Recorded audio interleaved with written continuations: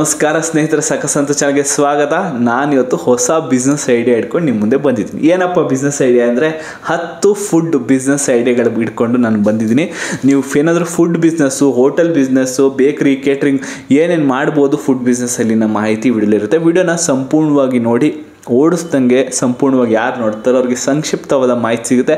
ಹಾಗೂ ನೀವಂದ್ರೆ ಓಡಿಸ್ದಂಗೆ ವಿಡಿಯೋ ನೋಡಿದ್ರೆ ಒಂದು ಲೈಕ್ ಕೂಡ ಹೊಡೀರಿ. ವಿಡಿಯೋಗೆ ನಮಗೊಂದು ಮೋಟಿವೇಶನ್ ಆಗಿ ಹೊಸ ವಿಡಿಯೋ ಮಾಡಲು ಸಿಗುತ್ತೆ. ಏನಪ್ಪ ಇದು ಅಂತಂದರೆ, ಫುಡ್ ಬಿಸ್ನೆಸ್ಸಲ್ಲಿ 10 ಫುಡ್ ಬಿಸ್ನೆಸ್ ಮಾಡ್ಬೋದು. ಆದಷ್ಟು ನಾನು ಎಲ್ಲ ಮಾಹಿತಿ ವಿಡಿಯೋಲಿ ಹಾಕೋಕ್ಕೆ ಟ್ರೈ ಮಾಡ್ತೀನಿ. ನಾನು ಯಾವ್ದಾದ್ರು ಫುಡ್ ಬಿಸ್ನೆಸ್ಸಲ್ಲಿ ಯಾವ್ದಾದ್ರು ಬಿಸ್ನೆಸ್ನ ಮಿಸ್ ಮಾಡಿದರೆ ದಯಮಾಡಿ ಕಮೆಂಟಲ್ಲಿ ಕೂಡ ತಿಳಿಸ್ಕೊಡಿ. ಫಸ್ಟ್ ಟೈಮ್ ಬಂದ್ಬಿಟ್ಟು ಟಿಪಿಕಲ್ ಎಲ್ಲರೂ ಶುರು ಮಾಡೋದು ರೆಸ್ಟೋರೆಂಟು, ಹೋಟೆಲ್ ಬಿಸ್ನೆಸ್ಸು. ಒಳ್ಳೆ ಕುಕ್ ಇಟ್ಕೊಂಡು ಒಳ್ಳೆ ಕ್ವಾಲಿಟಿ ಮೇಂಟೈನ್ ಮಾಡ್ತೀರಾ, ಒಳ್ಳೆ ಕ್ವಾಲಿಟಿ ಹೈಜೀನ್ ಮೇಂಟೈನ್ ಮಾಡ್ತೀರಾ ಅಂದರೆ ಇದೊಂದೇ ಬಿಸ್ನೆಸ್ಗೆಲ್ಲ 10-12 ಬಿಸ್ನೆಸ್ ಇವತ್ತೇ ನಾನು ಐಡಿಯಾ ಕೊಡ್ತಾಯಿದ್ದೀನಿ. ಎಲ್ಲದಕ್ಕೂ ಕೂಡ ಕ್ವಾಲಿಟಿ ತುಂಬ ಇಂಪಾರ್ಟೆಂಟು. ಜನ ಏನು ಮಾಡ್ತಾರೆ, ಸ್ಟಾರ್ಟಿಂಗು ಶುರು ಮಾಡಿದಾಗ ಬಿಸ್ನೆಸ್ಸಲ್ಲಿ ಒಳ್ಳೆ ಕ್ವಾಲಿಟಿ ಕೊಡ್ತಾರೆ. 1 ತಿಂಗಳು 2 ತಿಂಗಳು ಹಂಗೆ ಕ್ವಾಲಿಟಿ ಇರುತ್ತೆ. ಆಮೇಲೆ ಹೋಗ್ತಾ ನಿಧಾನಕ್ಕೆ 5-6 ತಿಂಗಳಷ್ಟೊತ್ತಿಗೆ ಕ್ವಾಲಿಟಿ ತುಂಬ ಕಮ್ಮಿ ಆಗಿರುತ್ತೆ. ಹೈಜೀನ್ ಇರೋಲ್ಲ, ಫುಡ್ಡು ಕ್ವಾಲಿಟಿ ಇರುತ್ತೆ, ಹೈಜೀನೇ ಇರೋಲ್ಲ. ತುಂಬ ಕೆಟ್ಟ ರೀತಿಲಿ ಆಗುತ್ತೋ ಅಷ್ಟು ಕೆಟ್ಟ ರೀತಿಲಿ ಕೂಡ ಅಡುಗೆ ಮಾಡ್ತಾರೆ. ಆ ಕಾರಣಕ್ಕೋಸ್ಕರ ಕೂಡ ಜನರು ಇಷ್ಟಪಡಲ್ಲ ಹೊರಗೆ ತಿನ್ನೋಕ್ಕೆ ಎಷ್ಟೋ ಜನರು. ನೀವು ಆ ಥರ ಆಗಬೇಡಿ. ನೀವು ಕೂಡ ಫುಡ್ ಬಿಸ್ನೆಸ್ನ ಓಪನ್ ಮಾಡ್ತೀರಾ ಅಂದರೆ ಎಷ್ಟೇ ತಿಂಗಳಾದರೂ ಎಷ್ಟೇ ವರ್ಷಗಳಾದರೂ ಕೂಡ ಚೆನ್ನಾಗಿ ನಡೀತಿದ್ದಂಗೂ ಜನ ಏನು ಮಾಡ್ತಾರೆ, ಜಾಸ್ತಿ ಜನ ಇಟ್ಕೊಂಡು ಮೇಂಟೈನ್ ಮಾಡಿ, ಕಮ್ಮಿ ಜನ ಇಟ್ಕೊಂಡ್ರೆ ಕಮ್ಮಿ ಟೈಮಿಂಗ್ಸ್ ಇಟ್ಕೊಂಡು ಓಪನ್ ಮಾಡಿ, ಅವಾಗ ಜನರು ನಿಮ್ಮನ್ನು ಹುಡ್ಕೊಂಬರ್ತಾರೆ. ಒಳ್ಳೆ ಕ್ವಾಲಿಟಿ ಮತ್ತು ಹೈಜೀನ್ ಫುಡ್ನ ನೀವು ಕೊಟ್ಟರೆ. ಫಸ್ಟ್ನೇದು ಬಂದ್ಬಿಟ್ಟು ಬಿಸ್ನೆಸ್ ಐಡಿಯಾ ರೆಸ್ಟೋರೆಂಟ್ ಓಪನ್ ಮಾಡೋದು. ನಾನು ಅವಾಗ ಹೇಳಿದೆ, ರೆಸ್ಟೋರೆಂಟ್ ನೀವು ಓಪನ್ ಮಾಡೋ ಕ್ವಾಲಿಟಿ ಎಲ್ಲದಕ್ಕೂ ಬೇಕೇ. ನಾವು ಅವಾಗ ಹೇಳಿದೆ ಕ್ವಾಲಿಟಿ ಒಳ್ಳೆ ಕುಕ್ ಇಟ್ಕೊಳ್ಳಿ, ರೆಸ್ಟೋರೆಂಟ್ ಬಿಸ್ನೆಸ್ನ ಚೆನ್ನಾಗಿ ನಡೆಸ್ಬೋದು. ಎರಡನೇದು ಬಂದ್ಬಿಟ್ಟು ಬೇಕರಿ ಬಿಸ್ನೆಸ್ಸು. ಸ್ಮಾಲ್ ಅಥವಾ ಲಾರ್ಜ್ ಸ್ಕೇಲ್ 2 ರೀತಿಯಲ್ಲೂ ಬೇಕರಿ ಬಿಸ್ನೆಸ್ಗಳನ್ನು ನಡೆಸ್ಬೋದು. ಲಾಸ್ ಆಗೋದು ಬೇಕರಿ ಬಿಸ್ನೆಸ್ಸಲ್ಲಿ ಬೇರೆ ಫುಡ್ ಬಿಸ್ನೆಸ್ ಇವತ್ತೇನು 10 ಫುಡ್ ಬಿಸ್ನೆಸ್ ಬಗ್ಗೆ ಮಾಹಿತಿ ಕೊಡ್ತಾಯಿದ್ದೀನಿ, ಅದೆಲ್ಲದಕ್ಕೂ ಕಂಪೇರ್ ಮಾಡಿದ್ರೆ ಬೇಕ್ರಿಯಲ್ಲಿ ತುಂಬ ಲಾಸ್ ಆಗೋದು ಕಮ್ಮಿ. Bread, bun, cake, condiments, sweets. ಇವತ್ತಿಗೆ ಯಾವುದೇ ಚಿಕ್ಕ ಫಂಕ್ಷನ್ ಮಾಡಲಿ, ಕಂಪ್ನಿ ಒಬ್ಬ ಎಂಪ್ಲಾಯಿ ಸೇರ್ಕೊಳ್ಳಿ, ಕಂಪ್ನಿಗೆ ಎಂಪ್ಲಾಯ್ ಒಬ್ಬ ಬಿಡಲಿ, ಒಬ್ಬ ಸತ್ತಿರಲಿಲ್ಲ ಒಬ್ಬ ಸೆಲೆಬ್ರೇಷನ್ ಮಾಡ್ಕೊಳ್ಳಿ, ಬರ್ಡೇ ಮಾಡ್ಕೊಳ್ಳಿ, ಅಥವಾ ಏನೇ ಸೆಲೆಬ್ರೇಷನ್ ಇದ್ದರೂ, ಒಳ್ಳೆ ರೀತಿ ಏನೇ ಇದ್ದರೂ, ಹಬ್ಬ ಹರಿದಿನ ಏನಿದ್ರು ಕೇಕ್ ತರೋದು ಕಾಮನ್ ಆಗಿಬಿಟ್ಟಿದೆ.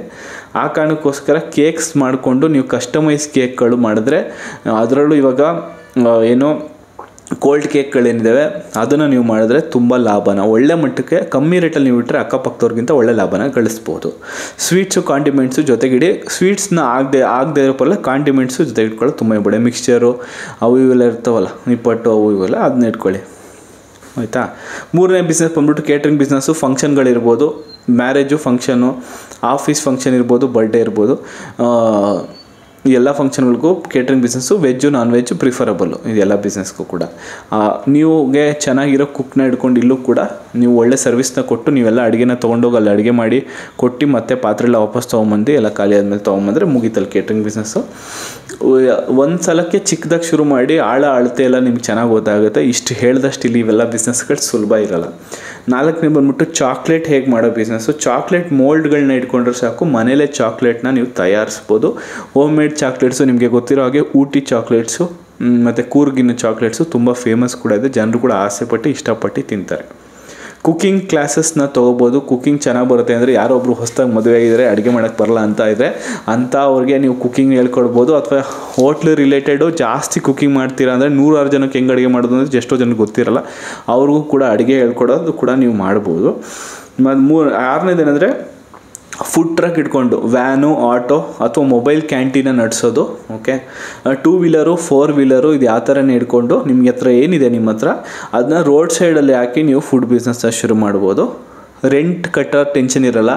ಹಲವಾರು ಬಿಸ್ನೆಸ್ಗಳೇನಾಗುತ್ತೆ, ಹೋಟೆಲ್ಲು, ಬೇಕ್ರಿ, ಇದು ಯಾವುದೇ ಬಿಸ್ನೆಸ್ಗೆ ಏನಂದರೆ ನಿಮಗೆ ರೆಂಟಲ್ ಇನ್ಕಮ್ ರೆಂಟಲ್ಲಿ ನೀವು ಕಟ್ಟಲೇಬೇಕು. ರೆಂಟು ಡಿಪೆಂಡ್ಸ್ ಆನ್ ಏರಿಯಾ ಮೇಲೆ ಡಿಪೆಂಡ್ ಆಗುತ್ತೆ. ಹಾಗೂ ಅಡ್ವಾನ್ಸ್ ಕೂಡ ತುಂಬ ಪೇ ಮಾಡಬೇಕಾಗುತ್ತೆ. ಆ ಟೆನ್ಷನ್ ನಿಮಗೆ ಫುಡ್ ಟ್ರಕ್ ಬಿಸ್ನೆಸ್ಸಲ್ಲಿ ಇರೋಲ್ಲ. ಐಸ್ ಕ್ರೀಮ್ ಶಾಪು, ಫ್ರ್ಯಾಂಚೈಸಿ ಕೂಡ ತೊಗೋಬೋದು. ಐಸ್ ಕ್ರೀಮ್ ಹಲವಾರು ಫ್ರ್ಯಾಂಚೈಸಿಗಳು ಸಿಗುತ್ತೆ. ನೋಡಿಕೊಂಡು ಯಾವುದು ನಿಮ್ಗೆ ಚೆನ್ನಾಗಿ ವರ್ಕೌಟ್ ಆಗುತ್ತೆ ತೊಗೊಳ್ಳಿ ಫ್ರ್ಯಾಂಚೈಸಿ. ಕಮ್ಮಿ ದುಡ್ಡಿನ ಫ್ರ್ಯಾಂಚೈಸಿ ತೊಗೊಳ್ಳಿ. ದೊಡ್ಡ ಹೆಸರಿರೋ ಫ್ರ್ಯಾಂಚೈಸಿಗಳೆಲ್ಲ ಲಕ್ಷಾಂತರ ರೂಪಾಯಿಗೆ ಕೊಡೋದು. ಆ ಕಾರಣಕ್ಕೋಸ್ಕರ ಇದು ಸ್ವಲ್ಪ ನೋಡ್ಕೊಂಡು ತೊಗೊಳ್ಬೇಕು. ಕ್ವಾಲಿಟಿ ಮೇಂಟೈನ್ ಮಾಡಿದ್ರೆ ಆ ಫ್ರ್ಯಾಂಚೈಸಿಯವರು ನಿಮ್ಮ ಅಂಗಡಿನೇ ಕ್ಲೋಸ್ ಮಾಡಿಸ್ಬಿಡ್ತಾರೆ. ಇಬ್ಬರು ಇಟ್ಕೊಳ್ದಿದ್ರೆ ಅಂಗಡಿನ ಓಪನ್ನೇ ಮಾಡೋಕ್ಕೆ ಬಿಡಲ್ಲ, ಒಬ್ಬರೆಲ್ಲ ಓಪನ್ನೇ ಮಾಡೋಕ್ಕೆ ಬಿಡಲ್ಲ ರೀ. ಈ ಥರ ದೊಡ್ಡ ದೊಡ್ಡ ಫ್ರಾಂಚೈಸಿಗಳ ಹಣೆ ಬರೋ ಇಷ್ಟೇ. ನಾವು ಒಬ್ಬರೇ ಇದ್ದೀವಿ, ಯಾರು ಬೇಕಾದವ್ರು ಎಂಪ್ಲಾಯೀಸ್ಗಳು ರಜೆಗೆ ಹಾಕೋರು ನಾನು ಅಂಗಡಿ ನಡ್ಸೋಕ್ಕೆ ಬಿಡಲ್ಲ. ಸೊ ಆ ಥರ ಎಲ್ಲ ಕಷ್ಟ ಆಗುತ್ತೆ ನಿಮಗೆ. ಮಾರ್ಜಿನ್ನು ಕೂಡ ಅವರು ಫ್ರಾಂಚೈಸಿ ಬಿಸ್ನೆಸ್ ಸೇಲ್ ಮಾಡ್ತಾರೆ. ದೊಡ್ಡ ದೊಡ್ಡ ಫ್ರಾಂಚೈಸಿಗಳು 8ರಿಂದ 10% ಮಾರ್ಜಿನೇ ತಿಂದಾಕ್ಬಿಡ್ತಾರೆ ತಿಂಗಳ. ಆ ಕಾರಣಕ್ಕೋಸ್ಕರ ಈ ಮಾತು ಹೇಳ್ತಾ ಇದ್ದೀನಿ. ನಾನು ಆವಾಗಲೇ ಹೇಳಿದ್ನಲ್ಲ ಬ್ರ್ಯಾಂಡು, ಅದು ಸುಮ್ಮನೆ ಎಕ್ಸಾಂಪಲಿಗೆ ಕೊಟ್ಟಿದ್ದಷ್ಟೇ, ಆಮೇಲೆ ಏನೋ ಸೀರಿಯಸ್ ಆಗಿ ತಗೊಂಬೇಡಿ. ಜ್ಯೂಸ್ ಶಾಪು ಹಾಗೂ ಸ್ಯಾಂಡ್ವಿಚ್ ಶಾಪ್ಗಳು, ಆಯಿತಾ. ಜ್ಯೂಸ್ ಶಾಪ್ಗಳು ಮತ್ತು ಸ್ಯಾಂಡ್ವಿಚ್ ಶಾಪಲ್ಲಿ ನೀವು ಸ್ಯಾಂಡ್ವಿಚ್ಚು ಹಲವಾರು ರೀತಿ ಸ್ಯಾಂಡ್ವಿಚ್ಗಳು, ಬರ್ಗರ್ ಕೂಡ ಇಡ್ಬೋದು, ಫ್ರೆಂಚ್ ಫ್ರೈಸ್ ಕೂಡ ಆ್ಯಡ್ ಮಾಡ್ಕೋಬೋದು. ಜ್ಯೂಸ್ ಶಾಪಲ್ಲಿ ಪೈನಾಪಲ್ಲು, ಆ್ಯಪಲ್ಲು, ಇದು ಯಾವುದೇ ರೀತಿ ಜ್ಯೂಸ್ಗಳನ್ನ ಕೂಡ ಆ್ಯಡ್ ಮಾಡಿಕೊಂಡು ಸೇಲ್ ಮಾಡ್ಬೋದು. ಜೊತೆಗೆ ಫ್ರೂಟ್ ಬೌಲ್ ಕೂಡ ಓಡುತ್ತೆ ಇವತ್ತಿನ ಕಟ್ಟಕ್ಕೆ. ಯಾಕಂದರೆ ಜನಕ್ಕೆ ಇವತ್ತಿಗೆ ಅರ್ಥ ಆಗಿದೆ ಜ್ಯೂಸ್ಗಳು ಒಳ್ಳೆಯದಲ್ಲ, ಫ್ರೂಟ್ಸ್ನ ತಿನ್ನೋದು ಉತ್ತಮ. ಅದರಲ್ಲೂ ನಾನು ಏನಂದು ಎಲ್ಲರಿಗೂ ರಿಕ್ವೆಸ್ಟ್ ಮಾಡಿದ್ರೆ, ಫ್ರೂಟ್ಸ್ ತಿಂತೀರಾ ಅಂದರೆ ಎಲ್ಲ ಫ್ರೂಟ್ಸ್ನ ಒಟ್ಟಿಗೆ ತಿನ್ನಬೇಡಿ. ಸಿಂಗಲ್ ಫ್ರೂಟು ಒಂದೇ ದಿವಸ ತಿನ್ನಿ, ನೆಕ್ಸ್ಟ್ ಡೇಗೆ ನೆಕ್ಸ್ಟ್ ಫ್ರೂಟ್ ತಿನ್ನಿ. ಏನು ಮಾಡ್ತಾರೆ ಒಬ್ಬರು ಎಲ್ಲ ಫ್ರೂಟ್ನೂ ಒಂದೇ ಹಾಕೊಂಡು ಫುಲ್ ಜ್ಯೂಸ್ ಹಾಕಿ ಕುಡಿದ್ಬಿಟ್ರೆ ನಾಳೆನೇ ಬರುತ್ತೆ ನಿಮ್ಮ ಡಯಾಬಿಟಿಸ್. ಆ ಕಾರಣಕ್ಕೋಸ್ಕರ ಹೇಳ್ತಾಯಿದ್ದೀನಿ. ಸ್ವೀಟ್ ಶಾಪು, ಡಯಾಬಿಟಿಸ್ ಅಂದ ತಕ್ಷಣ ಸ್ವೀಟ್ ಶಾಪ್ ಅಂತ ನೋಡಿ. ಸ್ವೀಟ್ ಶಾಪ್ ಬಿಸ್ನೆಸ್ ಕೂಡ ಮಾಡ್ಬೋದು. ಆನ್ಲೈನ್ ಆಫ್ಲೈನ್ 2 ರೀತಿ ಸ್ವೀಟ್ ಶಾಪ್ ಬಿಸ್ನೆಸ್ ಇರುತ್ತೆ. ಫ್ರಾಂಚೈಸಿ ಮಾಡಲಲ್ಲೂ ತೊಗೋಬೋದು, ಅದೇ ರೀತಿ ನೀವು ಕೂಡ ನಡೆಸ್ಬೋದು. ನಿಮ್ಗೆ ಯಾವ್ದು ಇಷ್ಟ ಆಗುತ್ತೆ ಆ ಫ್ರಾಂಚೈಸಿನ ಶುರು ಮಾಡಿ. ಫ್ರಾಂಚೈಸಿ ಇಷ್ಟ ಆಗಿದ್ದರೆ ನಿಮಗೆಲ್ಲ ಒಪ್ಪಿಗೆ ಆಗುತ್ತೆ, ಮಾರ್ಜಿನ್ ಎಷ್ಟು ಕೊಡೋದು ಎಲ್ಲ ಓಕೆ ಆಗುತ್ತೆ, ನೀವೇ ಶುರು ಮಾಡೋದು ಅಥವಾ ನಿಮ್ಮದೇ ಕೂಡ ಓಪನ್ ಮಾಡ್ಬೋದು.